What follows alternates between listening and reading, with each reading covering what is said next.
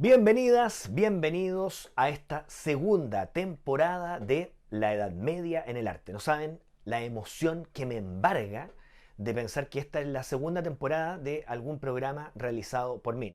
Y qué mejor que hacerlo con un artista cuya obra siempre está refiriéndose al pasado e imaginando las posibilidades del futuro. Un artista que ha trabajado con las maquetas, con la fotografía, con los registros personales y sociales.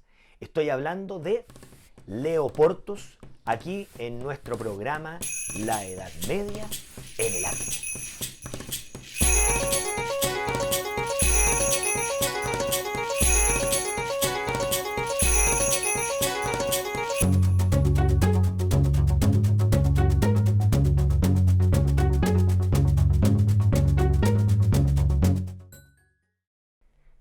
Una de las técnicas principales de Leo Portus es la del retablo. El retablo pertenece al mundo de la artesanía, supuestamente.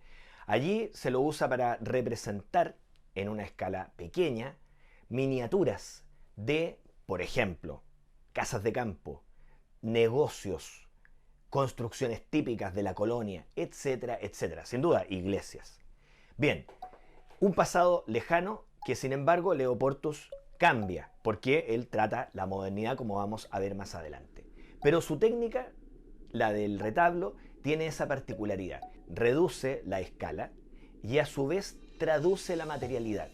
En esa operación de traducción, por ejemplo, de un revestimiento metálico a una versión en cartón y otras que va haciendo el artista, hay una serie de cambios que hacen muy interesante el resultado visual. Hay también un gesto de reciclaje, una operación de reciclaje, porque el artista busca materiales de fuentes muy distintas para lograr el resultado que nos sorprende en la galería o en el museo. Esa operación, la de traductor, la de valerse de un oficio que no pertenece al arte, la podemos encontrar quizás ya en Pablo Picasso. Una serie emblemática sería la de las guitarras, en las que el artista español utilizó materiales como el cartón, la madera, que no eran propios de la tradición artística, para recrear de manera cubista este instrumento musical. En la obra de Leo Portus, la ciudad y la arquitectura no son solamente algo atractivo, algo nostálgico. No se trata entonces solamente de evocar aquellas construcciones del Santiago moderno, desde los años 30 hasta los años 70, con todo el atractivo que pueden tener las formas del modernismo, de la Bauhaus, la aplicación de ciertos materiales que fueron característicos en esos procesos constructivos. De lo que se trata fundamentalmente es de reconocer que en distintos momentos de nuestra historia ha habido, por parte del Estado o de privados, según el modelo social, político y económico que haya imperado, distintas maneras de hacer ciudad y de hacer arquitectura. Esas visiones de ciudad, esas visiones de mundo, se tradujeron en una concepción de los barrios y, por cierto, de la arquitectura y de la vivienda social muy particulares.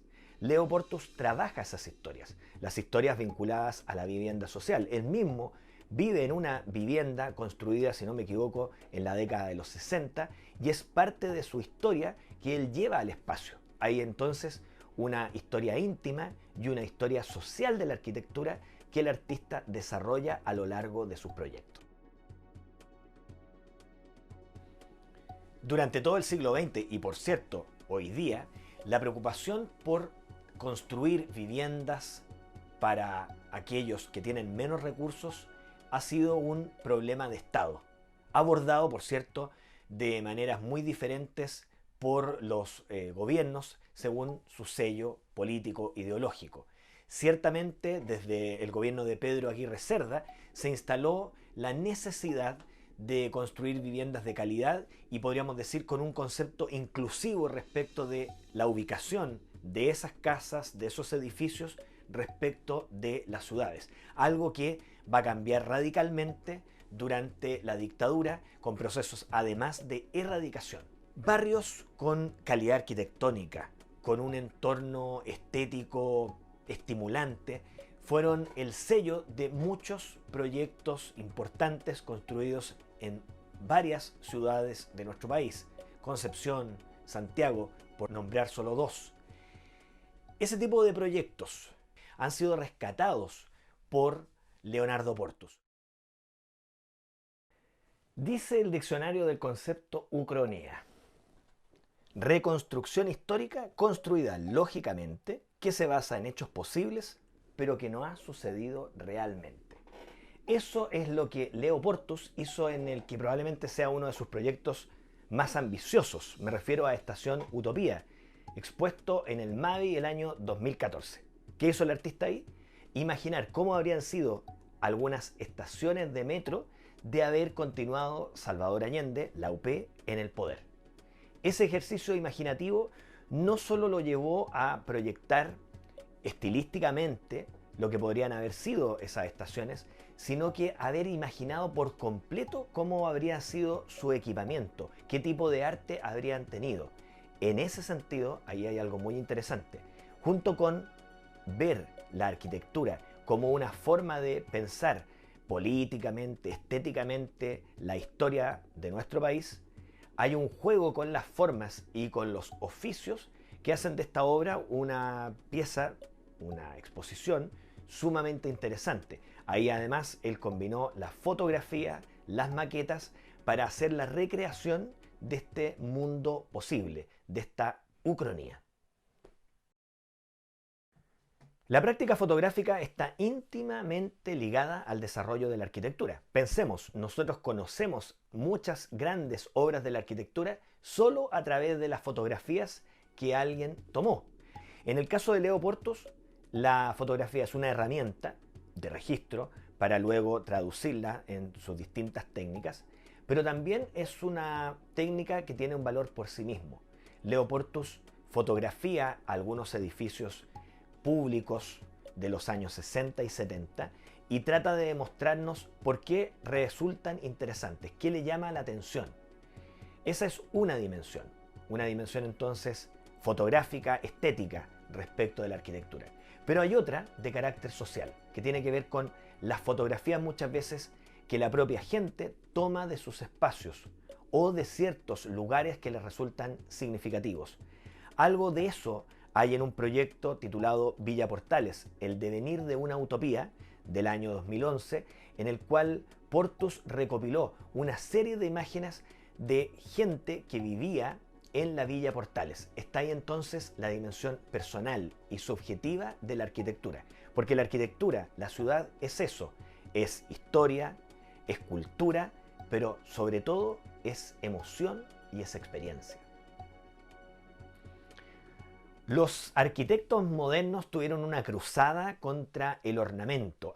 Sin embargo, pese a eso, la modernidad sí tuvo elementos decorativos. Aparece toda una estética abstracta. Pensemos en estilos como el Déco.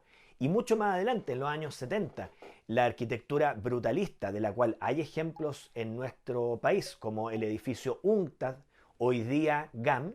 Bueno, en esos edificios hay toda una serie de estructuras que están entre lo funcional arquitectónico y la abstracción de carácter geométrica.